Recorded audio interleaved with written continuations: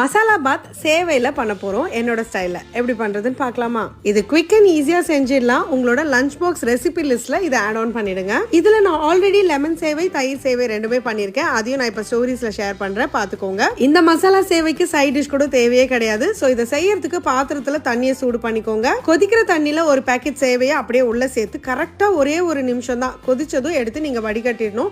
வடிகட்டினதும் இம்மீடியட்டா தட்டிலையும் மாத்தி வச்சு ஆற விட்டுருங்க. இதை செய்யறதுக்கு தவால 2 டேபிள் ஸ்பூன் எண்ணெய், 1 டேபிள் ஸ்பூன் நெய், 1/2 டீஸ்பூன் சீரகம், 1 பிரிஞ்சி இலை, 1 பட்டை, 1 ஏலக்காய், 1 கிராம்பை வதக்கிக்கோங்க. அதோட ஒரு காஞ்ச மிளகாய் தூளா கட் பண்ண 1 வெங்காயம், தூளா கட் பண்ண 1 பச்சை மிளகாய், ஒரு சின்ன விரல் சைஸ் இஞ்சி, கொஞ்சமா கருவேப்பிலை, அதோட 10 முந்திரியை வதக்கிக்கோங்க. இது கூட 4 பல் பூண்டையும் தூளா கட் பண்ணி சேர்த்திருக்கேன். அடுத்து ஒரு தக்காளி, துருவன கேரட், பாதி குடமிளகாய், கொஞ்சமா பட்டாணி சேர்த்து வதக்கிக்கோங்க. இதுக்கு 3/4 டீஸ்பூன் உப்பு சேர்த்து வதக்கிட்டு 1/4 டீஸ்பூன் கரம் மசாலா, 1/2 டீஸ்பூன் வெறுமிளகாய் தூள், 1/4 டீஸ்பூன் மஞ்சள் தூள், 1 டீஸ்பூன் தனியா தூள் சேர்த்து வதக்கிக்கோங்க. இப்பதான் கேம் சேஞ்சரோட என்ட்ரி. 2 டீஸ்பூன் பாவு பஜ்ஜி மசாலா உள்ள சேர்த்து மசாலா கரிஞ்சிராம இருக்கிறதுக்கு 1/2 கப் தண்ணி ஊத்தி மூடி போட்டு ஒரு 5 நிமிஷம் வேக விடுங்க. இப்ப இதுல வேக வச்ச சேவை, பாதி லெமனோட ஜூஸ், கை நிறைய கொத்தமல்லி சேர்த்துட்டு கிளறுங்க. உப்பு பத்தலனா இந்த நேரத்துல செக் பண்ணிட்டு வேணும்னா சேர்த்துக்கோங்க. அவ்வளவுதான். சுட சுட சர்வ் பண்ணுங்க, இல்ல லஞ்ச் பாக்ஸ்க்கு பேக் பண்ணுங்க. சிம்பிளா ஒரு தயிர் பச்சடியோட பேக் பண்ணா கூட ரொம்ப நல்லா இருக்கும். கண்டிப்பா எல்லாருக்குமே பிடிக்கும். ட்ரை பண்ணி பாருங்க.